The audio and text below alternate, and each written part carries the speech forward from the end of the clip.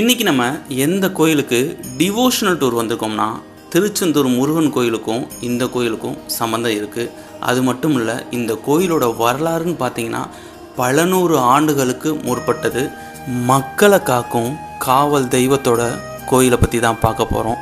இந்த கோயிலோட சிறப்பை அடுத்து ஒன்று ஒன்றா பார்க்கலாம் வாங்க.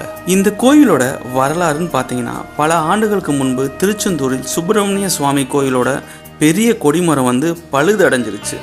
அந்த பழுது அடைஞ்ச கொடிமரத்தை நீக்கிட்டு புதிய கொடிமரத்தை பிரதிஷ்டை செய்கிறதுக்காண்டி ஆறுமுகம் ஆசாரி தலைமையில் மேற்கு தொடர்ச்சி மலையில் உள்ள பொதிகை மலைக்கு ஒரு குழுவினர் சென்றனர்.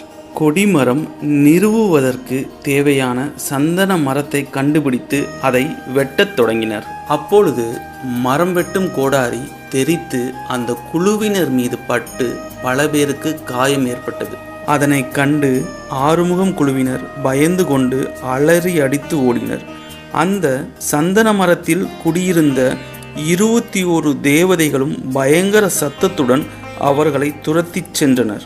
அப்பொழுது அந்த குழுவினர் காரையாறு மலைப்பகுதியில் இருக்கும் அருள்மிகு சொரிமுத்து ஐயனார் கோயிலில் தஞ்சம் புகுந்தனர்.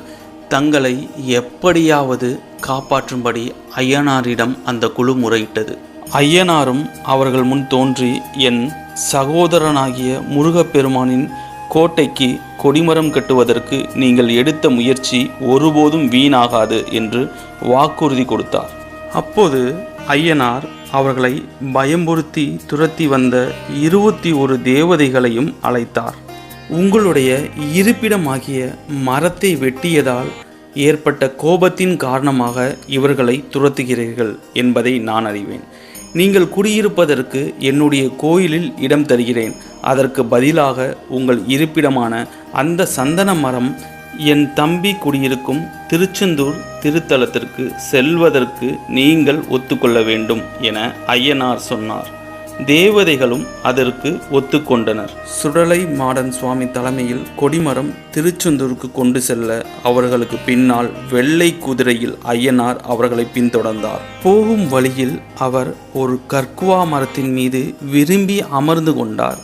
அப்படி அமர்ந்து கொண்ட காரணத்தால் கற்குவா மேல் ஐயனார் என்றும் அழைக்கப்பட்டு நாளடைவில் மருவி கற்குவேல் ஐயனார் என்று பெயர் பெற்றார்.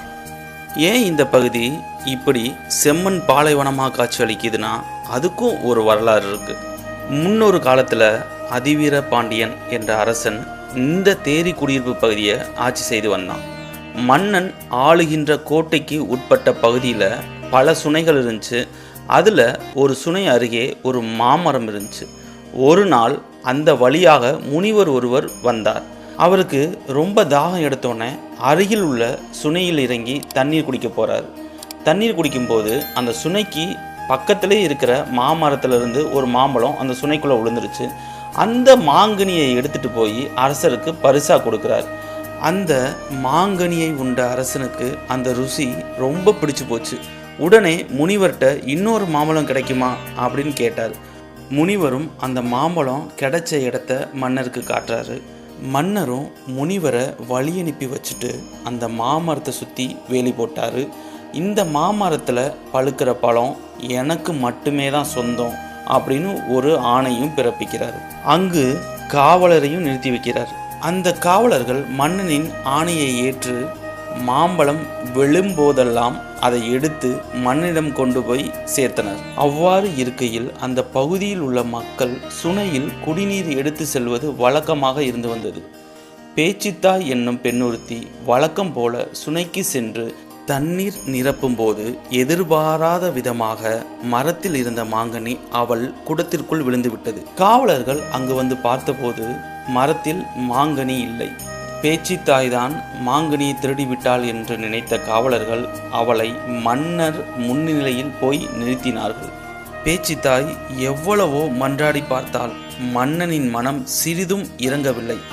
மரண தண்டனை நிறைவேற்றும் தருவாயில் அந்த பெண் கதறி அழுதவாறு அங்கு குடிகொண்டிருக்கும் ஐயனாரை சாட்சியாக வைத்து மண்ணை நோக்கி, நான் செய்யாத தவறுக்கு தண்டனை அளித்த உன்னுடைய அரசாட்சி அழிந்து போகட்டும், இந்த இடம் எல்லாம் செம்மண் மலை பொழியட்டும் என்று சாபமிட்டு தன் உயிரை விட்டாள்.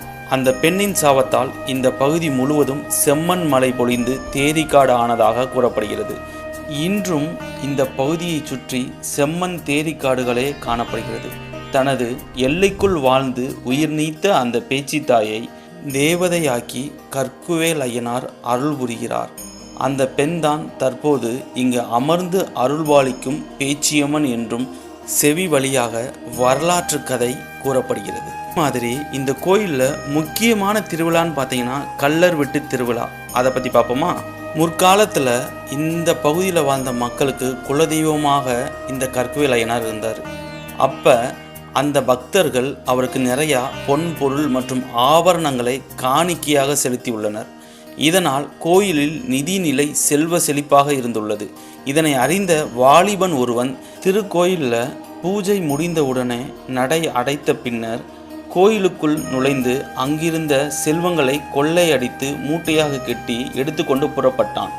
இந்த திருக்கோயிலில் காவல் தெய்வமான வன்னியராஜா சுவாமியால் தண்டிக்கப்பட்டு தலை துண்டாக்கப்பட்டு இறந்து விடுகிறான். மறுநாள் பூசாரி கோயிலை தொடர்ந்தோடனே இந்த விஷயத்தை எல்லாம் ஊர் மக்களுக்கு சொல்கிறாங்க. அப்போ அங்கே இறந்து கிடந்த வாலிபனை ஒரு பெண் தன் மடியில் எடுத்து போட்டுட்டு அழுக ஆரம்பிக்கிறா.